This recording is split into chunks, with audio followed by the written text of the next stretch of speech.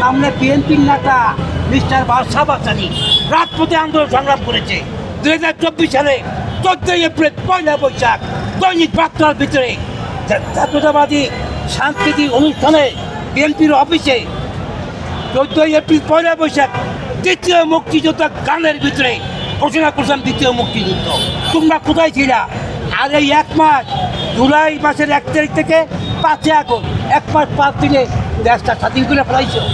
আপনাদের এই যে লক্ষ লক্ষ জনগণ রাজপথে নামছে, এরা কারা?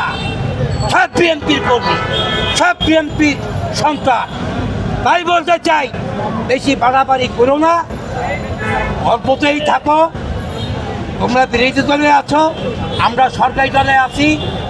ওইদের কেসও খুঁজতে সাপ ফেনা ধরো না, বাঁচতে পারবো না। জামাত তো 17 বছর তাদের অফিসের তালা খুলতে পারে, এখন তারা বলে যে বিএনপি ফেলে দিব, আসলে একটু বলবেন। আসলে